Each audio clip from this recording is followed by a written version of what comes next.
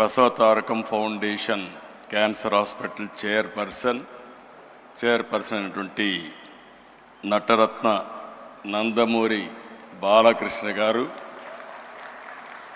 మొన్నటి వరకు సినిమాల్లోనే చప్పట్లు కొట్టేవాళ్ళు. రేపు రాబోయే రోజుల్లో సమాజ సేవలో ఎవరు బాగా చేస్తున్నారంటే దానికి చిరునామాగా బాలకృష్ణ గారు తయారవుతారు. అలాంటి బాలకృష్ణ గారికి మనస్ఫూర్తిగా అభినందనలు, ధన్యవాదాలు. ఈరోజు ఈ యొక్క సంస్థ సక్సెస్ కారణమైనటువంటి డాక్టర్లు, మాజీ ప్రజెంట్ ట్రస్ట్ బోర్డు సభ్యులు, సిబ్బంది, దాతలు, అదే మరి క్యాన్సర్ విజేతలు కూడా ఎంతో స్ఫూర్తిదాయకంగా నిలిచారు. అలాంటి అందరికి కూడా 25 సంవత్సరాల సందర్భంగా రజతోత్సవ శుభాకాంక్షలు. ఈరోజు నాకు అందరికంటే ఎక్కువ ఆనందపడే వ్యక్తిని నేను. ఆలోచన వచ్చినప్పటి నుంచి ఇంతవరకు ఈ యొక్క హాస్పిటల్కి కాస్తో కూస్తో ఎప్పుడు వీలైతే అప్పుడు దీనికి సేవ చేసే అవకాశం నాకు వచ్చింది. దానికి ఎంతో సంతోషంగా ఉన్నానని చెప్పి కూడా నేను మీకు తెలియజేస్తున్నా. ప్రతి ఒక్క సక్సెస్కి ఒక స్టోరీ కూడా ఉంటుంది. మా అత్తమ్మ బసవతారకం గారు మా కుటుంబానికి ఒక పెద్ద దిక్కు. ఎన్టీఆర్ సినిమాల్లో బిజీగా ఉండేవారు. ఆయనకి ఎప్పుడు కూడా టైం ఉండేది కాదు. అంత పెద్ద కుటుంబాన్ని ఎంతో విలువలతో, క్రమశిక్షణతో పెంచారు. కుటుంబంలో అనుబంధాలు, ఆప్యాయతలు పంచారు. అందరినీ ఎంతో ప్రేమగా, కేరింగ్గా చూసుకునేవారు. నా ఉద్దేశంలో చాలామంది చూశాను, కానీ అవి ఒక మానవతావాది. అలాంటి ఆవిడికి మీరు ఒకసారి చూస్తే క్యాన్సర్ రావడం చాలా బాధ కలిగింది మాకందరికీ. అయితే ఆ రోజు మనం చూసుకుంటే క్యాన్సర్ వచ్చినప్పుడు పెద్ద హాస్పిటల్స్ కూడా లేవు. ఆవిడ సఫరింగ్ కూడా చూసాం. ఆ రోజు తమిళనాడులో అడయార్, ముంబైలో టాటా ఆసుపత్రి, ఇలాంటివి 1-2 ప్లేసుల్లోనే హాస్పిటల్స్ ఉండేటివి. ఎవరైనా ఇప్పుడే వెంకయ్యనాయుడు గారు ఒక మాట మాట్లాడారు.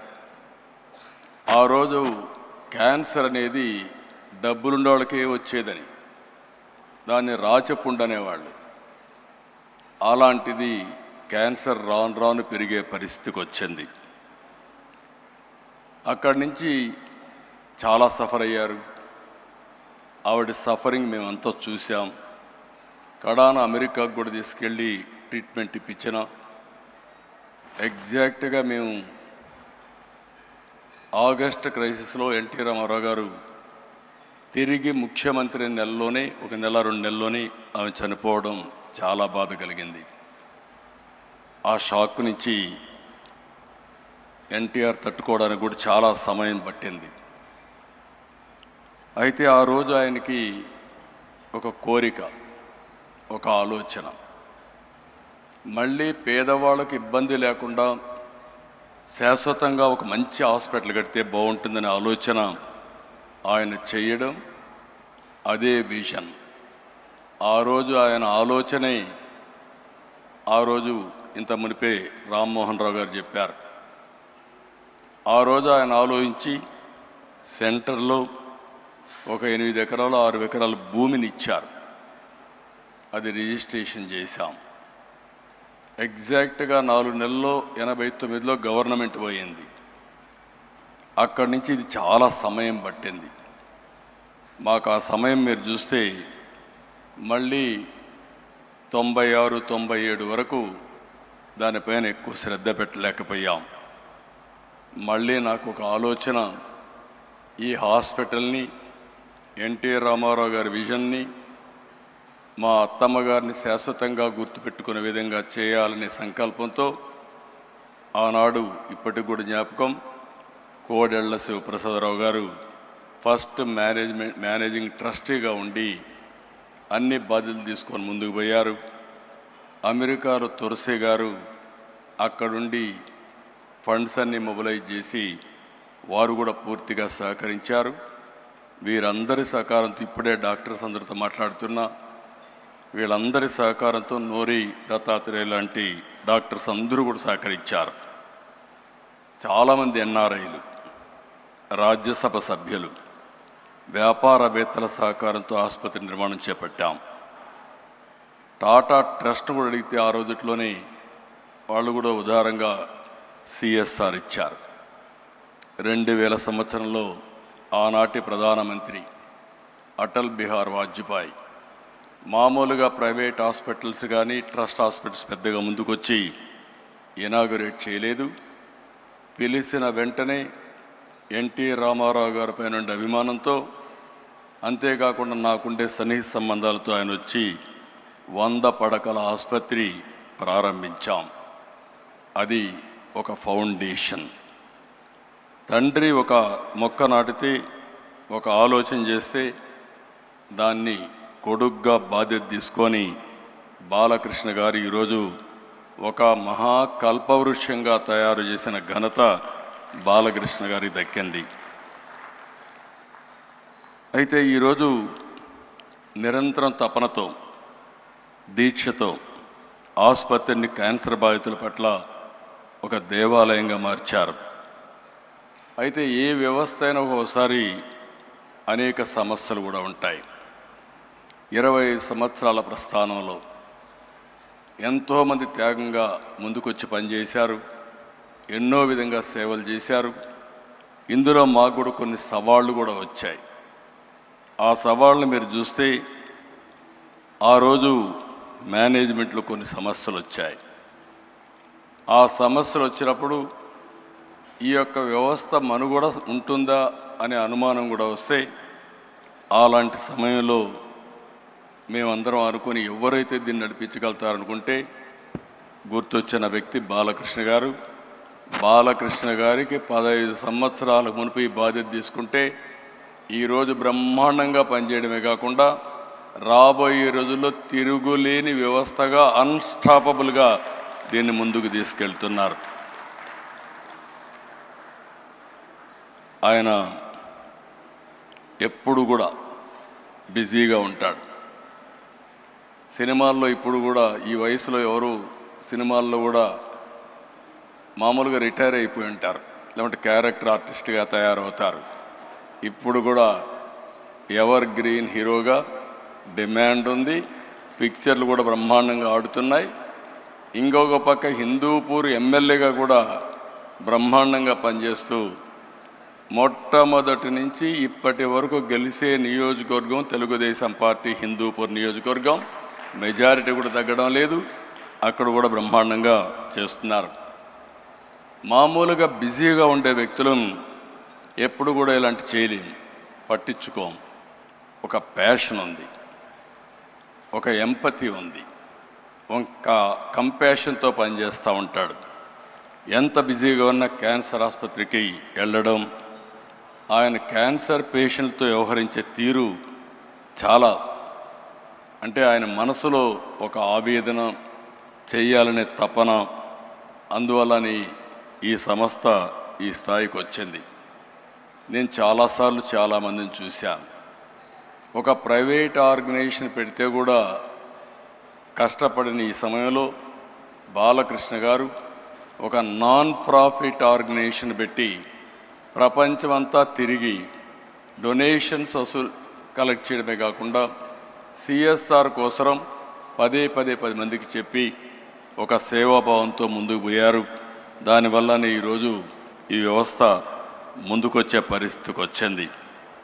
25 సంవత్సరాలు ఈరోజు వ్యవస్థ వల్ల వేలాది కుటుంబాలకు ధైర్యాన్ని ఇచ్చింది, వెలుగునిచ్చింది. ఒక చిన్న ముక్కగా పెట్టిన ఇది 650 పడకల ఆసుపత్రి, 250 మంది పైన నిపుణులైన వైద్యులతో బ్రహ్మాండమైన సేవలు అందిస్తున్నారు. ప్రతి సంవత్సరం 3 లక్షలకు పైగా అవుట్ పేషెంట్లు, 90,000కు పైగా ఇన్ పేషెంట్లకు సేవలు అందిస్తూ ఉంది. సంవత్సరానికి 8,000 ఆపరేషన్లు చేస్తున్నారు. 22 మందికి ప్రతిరోజు ఆపరేషన్ చేసే పరిస్థితికి వచ్చారు. ఇది మనం చూస్తే ఈ ఆసుపత్రికి వచ్చే ప్రతి రోగి కేవలం ఒక పేషెంట్గా కాదు, అతను ఒక కుటుంబానికి ఆశ. ఆ ఆశను నిలబెట్టే సంస్థ బసవతారకం ఆసుపత్రి. పేద వర్గాలకు నిజమైన గుండె ధైర్యంగా నిలబడిన ఏకైక వ్యవస్థ బసవతారకం వ్యవస్థ. మన రాష్ట్రంలోనే కాదు, తెలంగాణ, అటు 2 రాష్ట్రాలు తెలంగాణ, ఆంధ్రప్రదేశ్, కర్ణాటక, మహారాష్ట్ర, ఒరిస్సా, ఇతర రాష్ట్రాల నుంచి కూడా ఇక్కడికి వస్తున్నారు. ఇంకొక పక్కన మీరు ఒకసారి చూస్తే ప్రివెంటివ్ క్యాన్సర్ కింద 1600 పైన శిబిరాలు పెట్టారు. 3 లక్షల కంటే ఎక్కువ మందిని ప్రీ స్క్రీనింగ్ చేసి మొత్తం స్క్రీనింగ్ అంతా చేసి ముందుకు తీసుకుపోయే పరిస్థితికి వచ్చారు.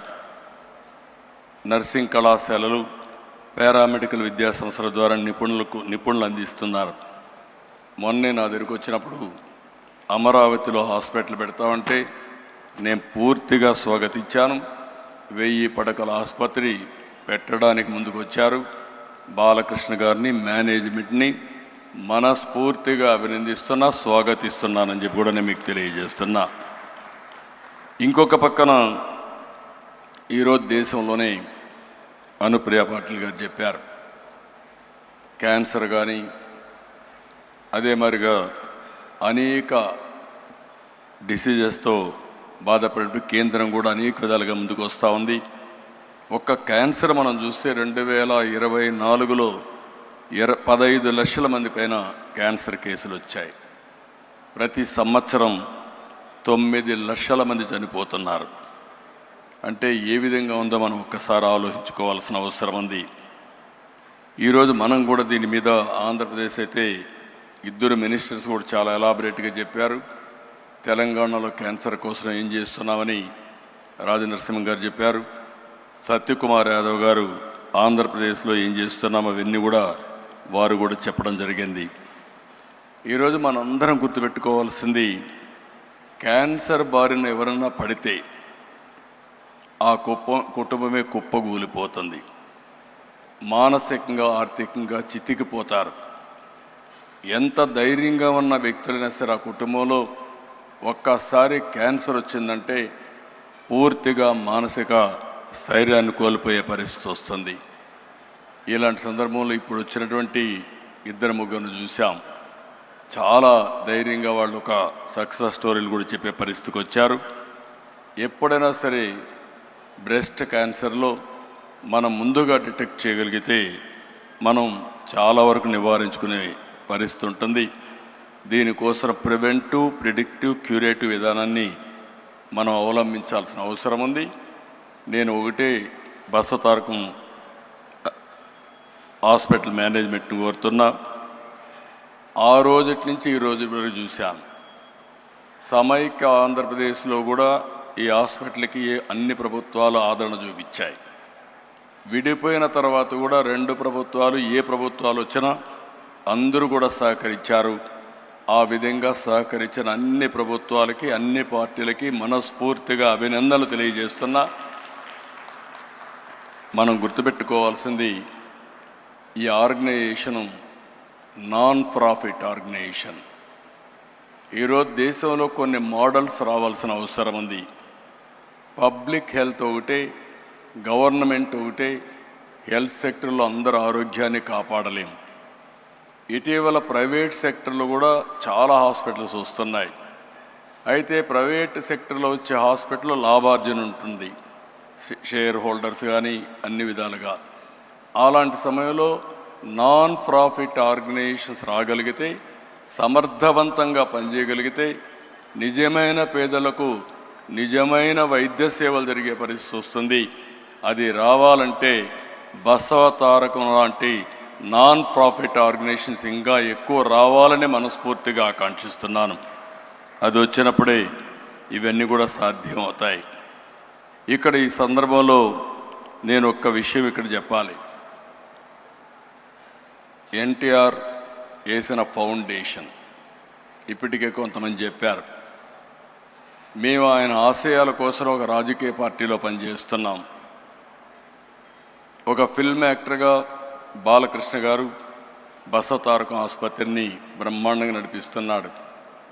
ఇంకొక పక్క డాక్టర్ అయినటువంటి మా మిస్సెస్ భువనేశ్వర్ గారు ఎన్టీఆర్ మెమోరియల్ ట్రస్ట్ పెట్టి ట్రస్ట్ ద్వారా తలసేమియా కానీ ఎడ్యుకేషన్ కానీ అనేక సేవా కార్యక్రమాలు చేస్తున్నారు. ఇవన్నీ చూసినప్పుడు ఒక వినూత్నమైన కార్యక్రమాలకు నాంది పలికారు.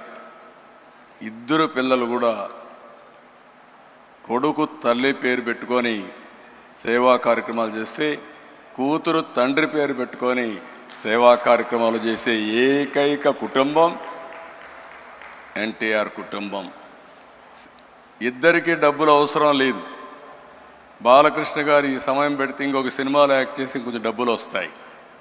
ఆవిడ ఈ సమయం ఖర్చు పెట్టి నేరుగా పోయి హెరిటేజ్లో కూర్చుని డబ్బులు వస్తాయి. కానీ ఇద్దరు కూడా ఇక్కడ పేదలకు సేవ చేసినప్పుడు ఉండే ఆనందం అక్కడ వ్యాపారం చేసినప్పుడు కానీ యాక్టింగ్ చేసినప్పుడు వచ్చే డబ్బులతో కాదు. అది ఆ రోజు ఆ కుటుంబం యొక్క విశిష్టత అని చెప్పి కూడా నేను మీకు తెలియజేస్తున్నా. ఆ పుణ్య దంపతులు ఎక్కడున్నారు స్వర్గం నుంచి నిండు మనసుతో ఆశీర్వదిస్తారు. ఆ పుణ్య దంపతులు చేసుకున్న పుణ్యం కానీ ఈరోజు అటు బాలకృష్ణ గారు భువనేశ్వర్ గారు చేసే సేవల్ని మనస్ఫూర్తిగా అభినందిస్తూ నేను ఒకటే మీ అందరికీ విజ్ఞప్తి చేస్తున్నా. ఎక్సలెంట్ వర్క్ చేస్తున్నారు. నాకు కొన్ని సందర్భాల్లో కూడా కొన్ని సమస్యలు కూడా నాకు వచ్చాయి. ఆ సమస్యలన్నీ అధిగమించాం. ఇప్పుడు సేఫెస్ట్ హ్యాండ్స్ బాలకృష్ణ గారి ఆధ్వర్యంలో 25 సంవత్సరాలు చూపించిన ప్రగతి ఒక స్టేజ్ అయితే రాబోయే 25 సంవత్సరాల్లో భారతదేశంలోనే నెంబర్ 1 నాన్ ప్రాఫిట్ ఆర్గనైజేషన్గా బసవతారకం క్యాన్సర్ హాస్పిటల్ తయారై కొన్ని లక్షల మంది జీవితాల్లో వెలుగు చూపిస్తుంది.